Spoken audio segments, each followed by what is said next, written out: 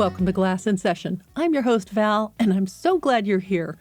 Welcome to the episode that is all about the sweetest little grape you ever did taste, and many people around the world fall in love with it again and again. And just in time for Valentine's Day, which, full disclosure, I think is a bunch of silliness, but just in case you don't, I'm sharing a grape gab on one of the oldest, most beloved, most widespread, most versatile in terms of available styles in many countries. Please welcome to your glass, Muscat. And a little backstory, because I usually have one. Some years ago, I poured a dry Muscatel, a wine from Malaga, in a Spanish wine tasting, and the guests were surprised to find out that it was a version of the Muscat grape. "But it's not sweet," one guest exclaimed. Yet it was delicious with, I believe it was Trader Joe's California rolls that were paired with it nonetheless, and it ended up being a favorite. So what is it about this little grape, the one that produces some very well-known sweet wines, some legendary wines, that are so aromatic you smell them when you walk into the room? Now, there are many varieties of Muscat, different shades, different colors, different styles of wine, and that is what really intrigued me when I was studying the Fortified and Sparkling Wines of the World units for my diploma program about 10 years ago. The fact that I thought it was a good plan to take both exams, complete with tastings and essays, on the same day is another story. And if you think I wouldn't make a spreadsheet of the different Muscats, regions, famous wines, and styles for each, oh, dear listener, think again. It is how I can quickly reference which popular styles many I've already covered over the years and link up the subsequent episodes for you. For example, we have the Claire de D in the Doing the Diwa in Season 1, linked up. We have the Moscato d'Asti sparkling wine from Season 3 and Moscato DOCG. We have Constantia wines from South Africa, Season 4, Rutherglen fortified wines or stickies from Season 6. All of these wines and styles lead us to the very first interesting feature of this grape gab. The name, some theorize, there are several theories. There's one that it might have been named for the port city of Muscat in Oman, since the grape still grows inland in this country. And I was kind of hoping it was that one because there would be pirates involved, but I don't think that's the real reason behind the naming of the grape. But there is the theory that it was named for maybe the Greek city of Moscato, Moschato. But the Italian word for fly is mosca, because bugs like them some sweet grapes, and it wouldn't be the first time I've told you about a grape name tied to an insect. But the most accepted amongst scholars is that Muscat comes from the Latin word muscus, which means musk, most likely due to the musky, grapey, spicy, and pronounced floral aromas that we get from the wines made with the Muscat grape. And notice I said grapey. This is one of those few wines that actually can be described as smelling like grapes. You know how your smart-ass, non-wine-loving friend can stick their nose in a glass of wine and say, I don't know, all I smell is grapes. In this case, with Muscat, the joke falls flat because that is what they're smelling. But because many cultivars just love the sunshine and the warmer climate, those intense aromatics, they have plenty of time to develop over the growing season. So yes, indeed, you are smelling something that smells very similar to what you get from a grape. I have a note here that says which Muscat, because like I said, there are many Muscats, mutations of many colors that go by many more names. There are over 200 varieties of Muscat. And I have a little note here to insert a bad joke about how I'm going to cover all of them in alphabetical order, which you know I'm not going to do. But we are going to cover 3, beginning with the Muscat that we believe started it all. Muscat Blanc à Petit Grain, or what I call MBPG, which is the original OG Muscat that many of us are familiar with, and it is the most ubiquitous in countries throughout the winemaking world. You may know this as Moscato Bianco in Italy or Muscat de Frontignan in southern France, and all of the styles from sticky sweet to fortified to dessert to sparkling to dry, they're all made with this original gangsta, OG Muscat grape. Let's hit up some history before we get on to the other grapes. Muscat Blanc à Petit Grain can be traced back to the ancient Greek and Roman cultures. According to Oz Clarke and Margaret Rand in Grapes and Wines, which I call my grape Bible, Muscat Blanc à Petit Grain may well be the oldest grape variety we have. It's page 147. Chances are Greece is the Muscat grape's home turf. Judging by the ancient Muscat varieties in Greece, the DNA profiling has tagged as other names for the OG MBPG. In the 1st century, current era, CE, we find that Pliny the Elder wrote on and on about some intensely aromatic sweet grapes, which he called apinae. Apis in Latin equals bees, and bees really love these grapes. See, more insects. And these grapes were being grown by the Greeks and Romans quite prolifically around their empires and made them into much adored wines. The Romans most likely brought the grape to southern France, as they did with many other grape varieties. However, it was Pietro di Crescenzi in 1304 who wrote about the grape in the vicinity of Bologna as Muscatellis. In the Middle Ages, around the 14th century, the OG MBPG made its name in and around Frontignan, as I mentioned, in southern France. In other areas of the Med in Europe, they're growing the grape around the 16th century using names such as Muscateller, Muscatelli, or Muscatel in Germany, Switzerland, and Spain, respectively, and that is according to wine grapes. South Africa's Constantia wine showcased the grape's ability to make fine wines in the 17 and 1800s. And also in the 1800s, we move on to find the Muscat of Alexandria grape variety first planted in the Fresno, California area, mostly for eating. And speaking of Muscat of Alexandria, this is the second Muscat on today's sweet agenda. Muscat of Alexandria is given a slight smackdown, as some consider it to be somewhat inferior to the MBPG OG Muscat, relegated to sweet hooch or maybe distilled beverages for the most part, possibly due to higher yields. It is of Mediterranean origin as well, and it too is quite old, and some believe it to be a cross between the OG Muscat and a black grape I've never heard of. Looks like Achina de Tres Bias or Black Morocco, depending on your theory of origin, but its origins could be Greek or Italian. The third, let's just say, major Muscat that I want you to be aware of is Muscat Autunel. It's considered to be on the more soft, delicate side, and it's grown around Europe, traced all the way back to the Loire Valley, and get this, 19th century. It's not that old. It's an intentional cross created by Jean-Pierre Vibert from Chasselas, crossed with the Muscat d'Eisenstadt.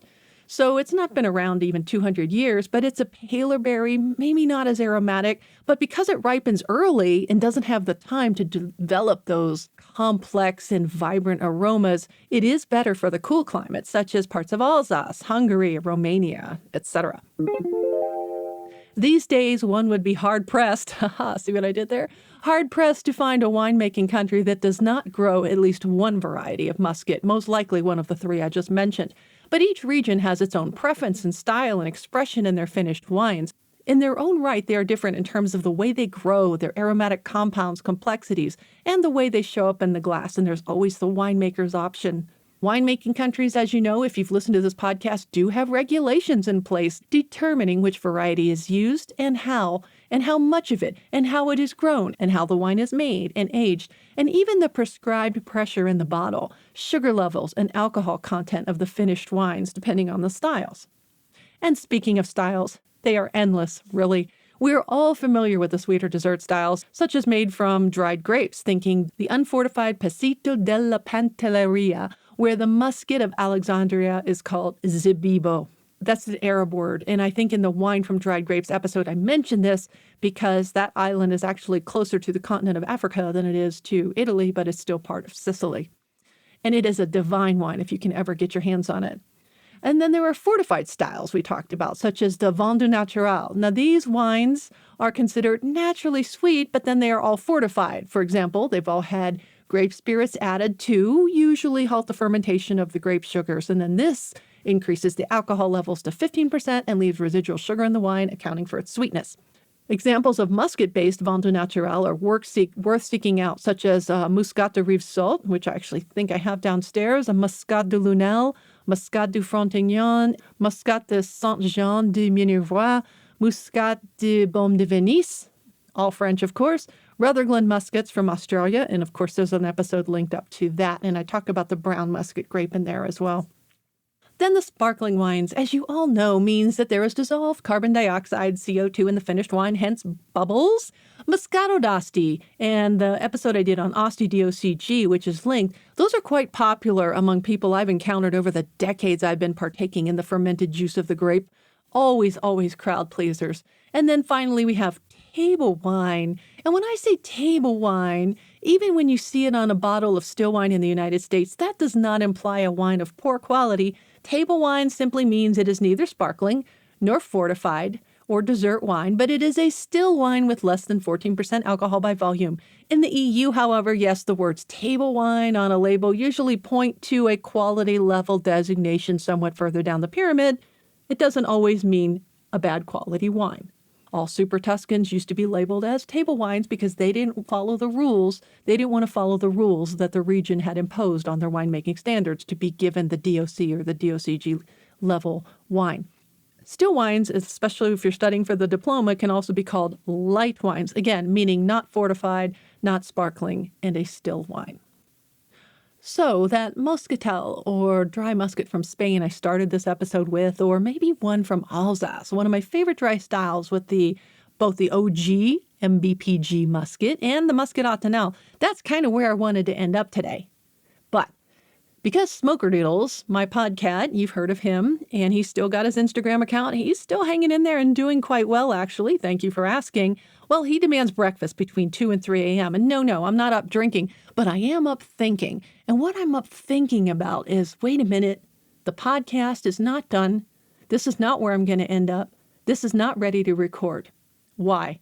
Because if you thought for 1 minute that Muscat grapes weren't a beer grape, well, think again.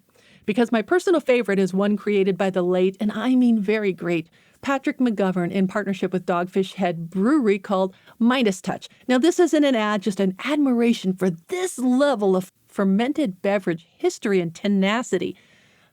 Now, this beverage was created based on chemical analysis of Iron Age drinking vessels from about 740 BC that were left from a funerary feast of King Midas, I think for his father. Now, they didn't have dishwashers back then, so you know what they did with the dirty dishes? They just unceremoniously kind of tossed them into the tomb, and Bob's your uncle, or Midas Touch is now your beer or beer-based beverage that was created to replicate the feast's funerary beverage.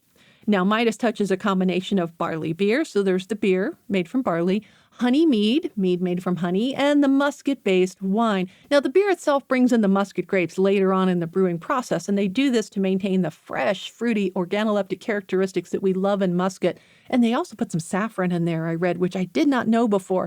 Dr. McGovern did tell us in his book that he chose muscat for the beverage due to it being one of the earliest Vitis vinifera grapes grown in the Middle East, as proven by DNA testing. So I thought that was fun, and you needed to know that if you didn't hear about that.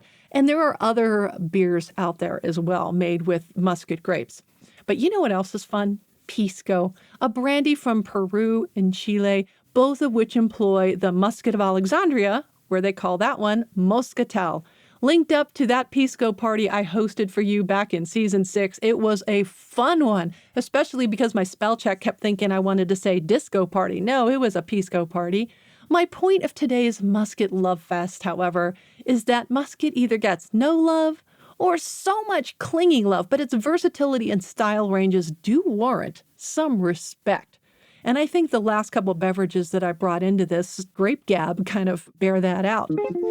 From different beer styles to brandy to every wine style imaginable, a grape with 200 different cultivars that comes in a host of colors from brown to pink to black to one of the most ancient winemaking varieties that has not worn out its welcome in today's wine world. I must admit that I have a renewed crush on Muscat. And on that silly, sweet little note, the punny note, I hope you are finding new Muscat wines or beverages to love as well. Thank you for indulging in another session of Grape Geekery with me, and please know that I am chuffed to bits to have a coveted spot in your podcast feed. You can always reach out to me via email, val@glassandsession.com or val@vinowithval.com, or the socials, pick your poison, Blue Sky, Glass and Session, Vino with Val on Threads and Instagram. You'll see Glass and Session trademarked on my bio. I'm unspoutable at Glass and Session sometimes. I'm Vino with Val on Pinterest, rarely, but on Facebook /Glass and Session about 2 or 3 times a month. Connect with me on LinkedIn, Valerie Caruso, DWS, CWE, FWS, letters, wine stuff, and audiobook narrator, which reminds me you can find this podcast and the latest audiobooks I've produced on Audible. I'm working on a fun new audiobook this month, so please keep checking back. And I will also mention there is Glass and Session swag in my TeePublic store, and that store is linked all the way at the bottom of the show notes and on my website. So thank you for those of you who are supporting the show. Glass and Session is a production and registered trademark of Vino with Val, LLC. Music is Write Your Story by Joy Stuck. Website is glassandsession.com/podcast.